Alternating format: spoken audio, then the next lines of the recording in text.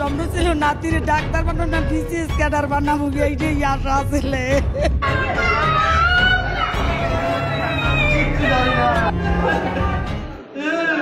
School কিংবা কলেজের সকল পরীক্ষায় সফলতার সাথে জিপিএ 5 পেয়ে উত্তীর্ণ হয়েছিলেন পটুয়াখালী সরকারি মহিলা কলেজের শিক্ষার্থী মিলা।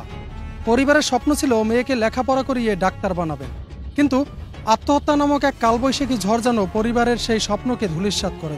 আজ সকালে পটুয়াখালী সরকারি মহিলা কলেজের হোস্টেল থেকে উদ্ধার করা হয় শিক্ষার্থী মিলার ঝুলন্ত লাশ। ভাইজি আমার মেয়ে, বড় মেয়ে, আমি কিছু জানি না। সকালে ফোন পাইছি যে মিলাই অসুস্থ হয়ে পড়ছে, ঘুমে পড়ল হাসপাতালে। আমরা পরখানা শুনি, কিচ্ছু শুনি না। আমি তো মনে অন্য কিছু সমস্যা পরে যে না ঘটনা ফোনে পর ফোন আইতেই আছে যে অসুস্থ। এই আমরা 10টার দিকে 10টা 7টার দিকে রওনা দিছি, আইতে 11টা 12টা বাজে গেছে, গাড়ি পাই না। আইয়া দেখি তো তালা মারা, এখন তো ডাক্তারই না। যদিও কেউ কোনো কিছু ডিস্টার্ব করিয়ে থাকে, বিচার আল্লাহ করবে।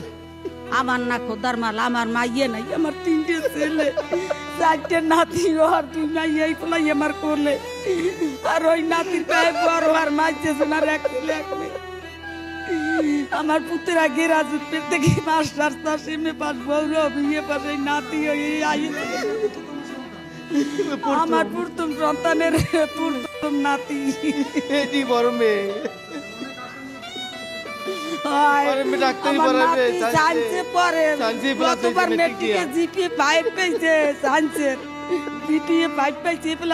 আবার পটুয়ালি পড়াইছে বড় পড়াবো,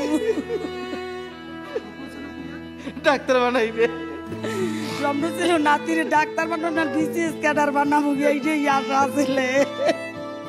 কত সমুদ্র আইছে, সেনাবাহিনী পুরোতার শিক্ষক, এরপর আমরা সমুদ্র কর্মী করবো না, আমরা নাতিরে পড়াবো। যদি বিসিএস ক্যাডারের লোক পাইতে সমুদ্র কর্মী, আমার পুত্র 25-30 লাখ টাকা ভাঙিয়ে ঘর করছে, 7 দিয়ে 3টা নাতির লেগে একটা রুম, পোলার লেগে একটা রুমে, একটা ছেলে 1টা মেয়ে। আমার নাতি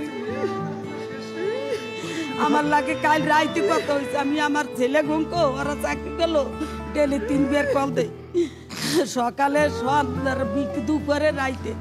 নাতির লেগে রাইতে কল দিয়েছি, দাদু রাও আমি অনুষ্ঠানে আছি, তোমার লাগ পরে কথা কম।